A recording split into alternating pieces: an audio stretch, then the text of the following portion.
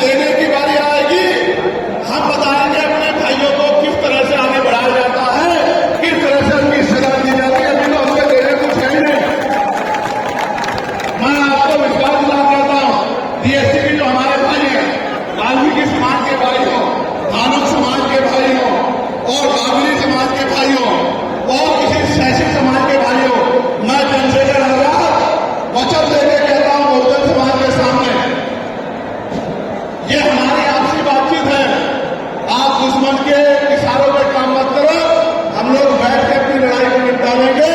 हम लोग अपने आप बैठ के चर्चा करके आपके साथ बैठ के, अगर कहीं हमें कुछ डर भी है, आप चीजों को नहीं समझ पा रहे हो या हम लोग समझा नहीं पा रहे, अगर आपको अधिकार मिलता है तो बताओ, हमारे किसी व्यक्ति को तकलीफ है क्या? बताओ। अगर हमारे डीएससी के भाइयों को अधिकार मिलता है, बताओ, हाथ उठा के बताओ, तकलीफ है क्या हमें किसी को? ये इतना बड़ा जनसमूह गवाही दे रहा है, अगर डीएससी के भाइयों को कुछ मिलता है तो हमें तकलीफ नहीं है। लेकिन हम इस सरकार की मंशा को जानते हैं, हम इस सरकार को जानते हैं, इनके चरित्र को जानते हैं। ये देना कुछ नहीं चाहती, ये तो इसको अटका के रखना चाहती है। आप ये देख लेना, इन्हीं के कुछ लोग पहले सुप्रीम कोर्ट चले जाएंगे। जैसे उदाहरण के तौर पर गौर करो, 69,000 शिक्षक भर्ती में सरकार ने 20,000 पदों पर घोटाला किया। हम लोगों ने आंदोलन किया तो सरकार ने 6,800 नियुक्ति की लिस्ट जारी की। फिर अपने लोगों को हाईकोर्ट भेज के उस पर रोक लगवा दी। फिर हाईकोर्ट में फिर हमारे लोग लड़े तो उन्होंने कहा दोबारा लिस्ट जारी करो, इनको अधिकार मिलना चाहिए। तो वोट लेने के लिए हमारे लोगों के सामने कहा कि भाई महिला लीग समर्थन करते हैं, लेकिन अपने लोगों को सुप्रीम कोर्ट दे दिया और सुप्रीम कोर्ट के इनके बैठे जजों ने फिर से उस पर रोक लगा दी। इसलिए हमें इनकी नीयत पे शक होता है। मुझे डर ये भी है, अगर ये अधिकार स्टेट गवर्नमेंट को दे देंगे तो ये कॉन्स्टिट्यूशन का तो बहुत बड़ा वोलेशन होगा ही, 340 का, 340 का,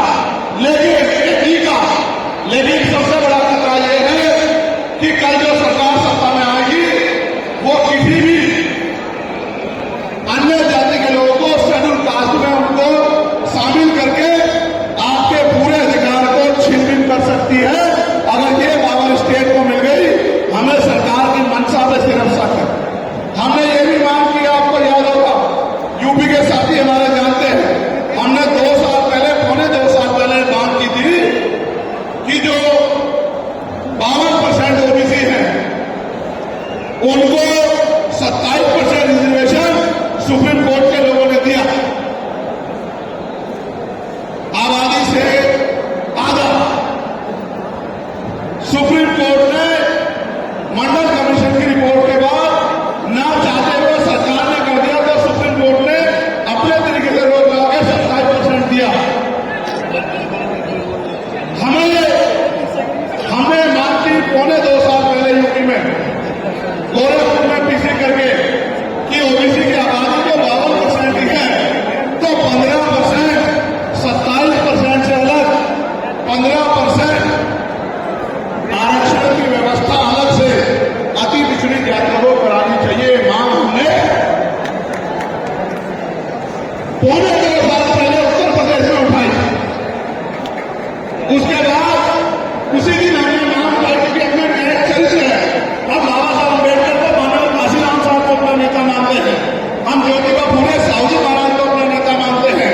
हमने मांग पार्टी, हम मामला रामसु वर्मा और सर छोटू राम को अपना नेता मानते हैं। हम चौधरी महाराज सिंह भारती को अपना नेता मानते हैं। हम चौधरी सिंह गुजर को अपना नेता मानते हैं। हमने मांग पार्टी कि भाई हमारी आबादी बढ़ रही है। 2011 के बाद जनगणना नहीं हुई और जो जनगणना हुई उसके आंकड़े जारी नहीं हुए।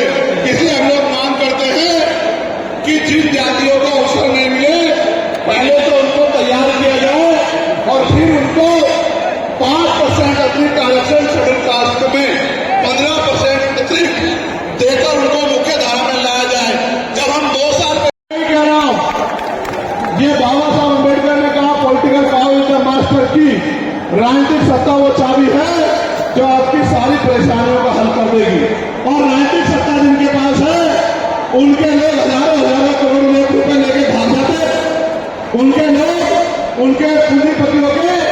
लाखों लाखों करोड़ रुपए माफ कर दिए जाते हैं। लेकिन अगर आपका 10,000 रुपए का बिल भी बाकी हो तो 10,000 रुपए का बिल भी अगर आप नहीं दोगे तो मुकदमा लिख के आपको जेल भेजने का काम सरकार कर देगी और आपके घर की कुर्की भी करा देगी।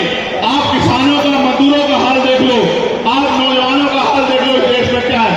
तो हमारी सबसे बड़ी मांग ये है, आप समर्थन करके बताना कि आप इस पर सहमत हो या नहीं हो। बताओ, जातिवार जनगणना होनी चाहिए, होनी चाहिए? एक सुर में बताओ, होनी चाहिए, होनी चाहिए?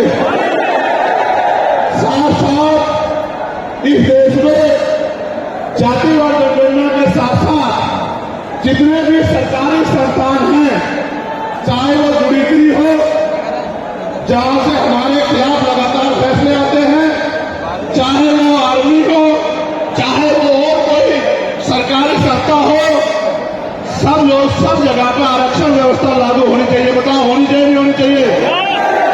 दोनों हाथ भागे बताओ, होनी चाहिए, होनी चाहिए? बहुत अच्छी बात। साथ साथ हमारी ये भी मांग है, जो मैंने पार्लियामेंट में भी उठाई, कि निजी क्षेत्रों में आप इस बात को समझो गौर करके, इस देश में 2% सरकारी नौकरियां, कितने परसेंट? जोर से बताओ। 98% प्राइवेट सेक्टर है। कुछ ऑर्गेनाइज है, कुछ अनऑर्गेनाइज है। आप ये देखो, 2% में तो बंटवारा है, लेकिन 98% पे पुरानी सत्ता वाले लोग और आज की सत्ता वाले लोग सांप की तरह कुंडली मार के बैठे हैं। ना वहां SC/ST के लोगों का कोई प्रतिनिधित्व है, ना OBC के लोगों का है, ना ही मुस्लिम लोगों का है।